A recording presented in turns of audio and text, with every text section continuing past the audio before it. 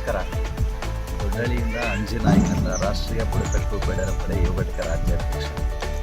ಇಲ್ಲಿ ವಿಷಯ ಏನಪ್ಪ ಅಂತ ಹೇಳಿದ್ರೆ, ದೊಡ್ಡಹಳ್ಳಿಯಲ್ಲಿ 3 ವಸತಿ ಶಾಲೆಗಳಿದ್ದಾವೆ. ಅದರಲ್ಲಿ ಅಟಲ್ ಬಿಹಾರಿ ವಾಜಪೇಯಿ ವಸತಿ ಶಾಲೆ SC.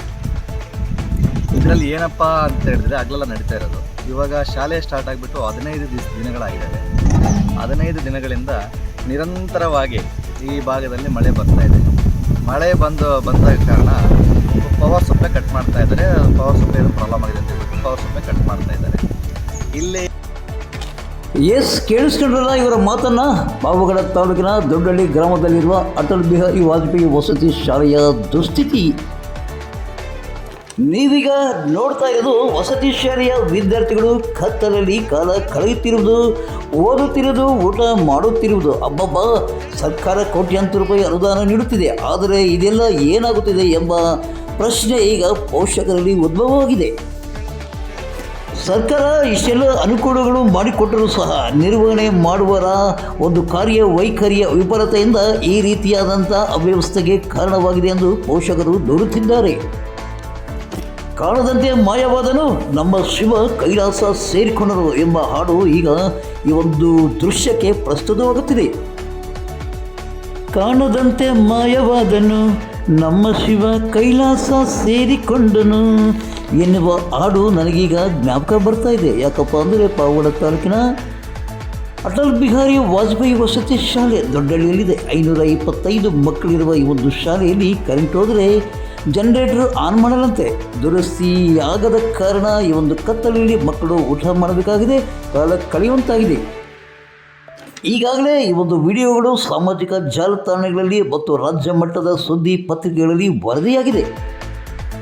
ಇನ್ನು ಈ ಒಂದು ಶಾಲೆಯಲ್ಲಿ ಹೆಣ್ಣು ಮಕ್ಕಳಿಗೆ ಯಾವುದೇ ರೀತಿಯಂಥ ರಕ್ಷಣೆ ಇಲ್ಲವಂತೆ. ಯಾಕಪ್ಪ ಅಂದರೆ ಗಂಡು ಮಕ್ಕಳು, ಈ ಶಾಲೆಯ ಗಂಡು ಮಕ್ಕಳು ಹೆಣ್ಣು ಮಕ್ಕಳ ಕಿಟಕಿ ಗಾಜುಗಳನ್ನು ಕಿತ್ತು ಒಳ ಹೋಗುತ್ತಾರಂತೆ.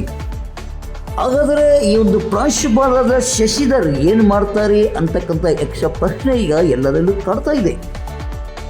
ಇನ್ನು ಈ ಒಂದು ಶಾಲೆಯಲ್ಲಿ ಮೆನು ಪ್ರಕಾರ ಊಟ ಕೊಡಲ್ಲ, ಕೊಟ್ಟರೂ ಗುಣಮಟ್ಟ ಇರಲ್ಲ, ಶೌಚಾಲಯ ಪರಿಸ್ಥಿತಿ ಅಂತೂ ಶೋಚನೀಯಂತೆ.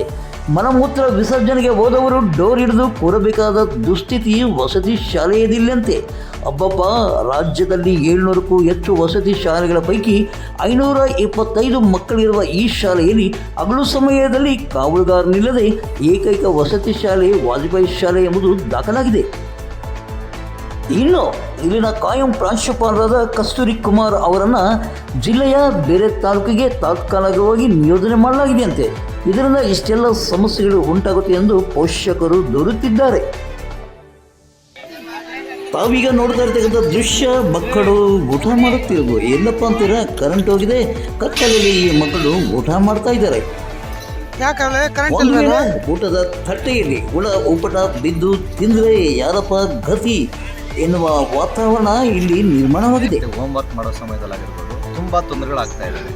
ಇದರ ಬಗ್ಗೆ ಪ್ರಾಂಶುಪಾಲರ ಹತ್ರ ಬಂದ್ಬಿಟ್ಟು ಮಾತಾಡೋದು ಸಮೇತ ನಮ್ಮ ಮಾತಿಗೆ ಸ್ಪಂದಿಸಲ್ಲ, ಮಕ್ಕಳಿಗೆ ಅನುಕೂಲ ಮಾಡಿಕೊಡ್ತಾ ಇಲ್ಲ. ಇದು ದಿನದಿಂದ ದಿನ ಹೆಚ್ಚಾಗ್ತದೆ. ಅದೇ ಅಲ್ಲ, ಮತ್ತು ಮುಂತಾದ ಹಾಸ್ಟೆಲಲ್ಲಿ ಮಕ್ಕಳಿಗೆ ಕೊಡುವ ಆಹಾರದಲ್ಲೂ ಸಮೇತ ಅಷ್ಟೇ ಕಳಪೆ ಕಾಮಗಾರಿ ತರಕಾರಿಗಳು, ಎಲ್ಲ ಕಳಪೆ ಮಟ್ಟದ ತರಕಾರಿಗಳನ್ನು ಕೊಡೋದು ಮಕ್ಕಳಿಗೆ ಸ್ವಲ್ಪ ಇದಿಲ್ದಂಗೆ ಆಗ್ತಾ ಇದೆ. ಇದರ ಬಗ್ಗೆ ಸೂಕ್ತ ಕಾನೂನು ಕ್ರಮ ಜರುಗಿಸ್ಬೇಕಂತ ಹೇಳ್ಬಿಟ್ಟು ಎಷ್ಟೋ ಸತಿ ದೂರವಾಣಿ ಮುಖಾಂತರ ಜಿಲ್ಲಾಧಿಕಾರಿಗಳು ನಾವು ಮನವಿ ಮಾಡಿದ್ದೀವಿ. ಇದಕ್ಕೆ ಯಾವುದೇ ತರಹ ಅವರು ಸ್ಪಂದಿಸಿಲ್ಲ. ಇನ್ನು ಮುಂದೆ ಆದರೂ ಸಮೇತ ಸಂಬಂಧಪಟ್ಟ ಅಧಿಕಾರಿಗಳು ಇದಕ್ಕೆ ಸ್ಪಂದಿಸಿ ಮಕ್ಕಳಿಗೆ ಆಗದಂತೆ, ಏನೂ ತೊಂದರೆ ಆಗದಂತೆ, ಪವರ್ ಸಪ್ಲೈ ಹೋದಾಗ ಜನರೇಟರ್ಗೆ ಇದು ಅನುಕೂಲ ಮಾಡಿಕೊಟ್ಬಿಟ್ಟು ಮಕ್ಕಳಿಗೆ ತೊಂದರೆ ಆಗದಂಗೆ ನೋಡ್ಕೋಬೇಕಂತ ಹೇಳಿ. ಇನ್ನೊಂದು ಏನಪ್ಪ ಅಂತ ಹೇಳಿದ್ರೆ, ಸಾಯಂಕಾಲ ಹೊತ್ತು ಕರೆಂಟ್ ಕಟ್ಟಾದಾಗ ಜನರೇಟರ್ ಆನ್ ಮಾಡೋದೇ ಇಲ್ಲ ಈ ಭಾಗದಲ್ಲಿ. ಇಲ್ಲಿ ಏನಪ್ಪ ಅಂದರೆ ಬೆಟ್ಟ ಮಗ್ಗಳೆಲ್ಲ ಹಾಸ್ಟೆಲಲ್ಲಿ ಇದ್ದಾವೆ.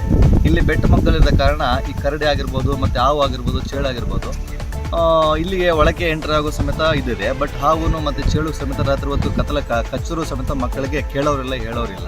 ಇಲ್ಲಿನ ವ್ಯವಸ್ಥೆ ತುಂಬ ಹದಗೆಟ್ಟೋಗಿದೆ. ಸಂಬಂಧಪಟ್ಟವರು ಇದ್ರ ಬಗ್ಗೆ ಸೂಕ್ತ ಕಾನೂನು ಕ್ರಮ ಜರುಗಿಸ್ಬೇಕಂತ ಹೇಳ್ಬಿಟ್ಟು ಹೇಳ್ತಾ ಇದ್ದಾರೆ.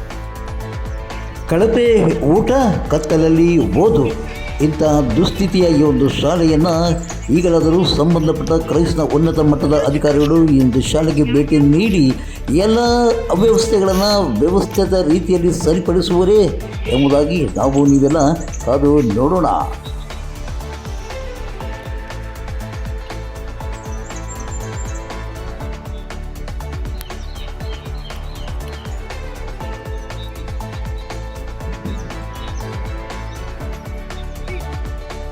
ಪಾವಗಡ ತಾಲೂಕಿನ ತಾಜಾ ಸುದ್ದಿಗಳಿಗಾಗಿ ನಮ್ಮ ಚಾನಲನ್ನು ಪಾವಗಡ ಪವರ್ ನ್ಯೂಸ್ ಎಂದು ಟೈಪ್ ಮಾಡಿ, ಸಬ್ಸ್ಕ್ರೈಬ್ ಮಾಡಿ, ಜಾಹೀರಾತು ನೀಡಿ, ಪ್ರೋತ್ಸಾಹಿಸಿ, ಬೆಂಬಲಿಸಿ, ಲೈಕ್ ಮಾಡಿ, ಶೇರ್ ಮಾಡಿ.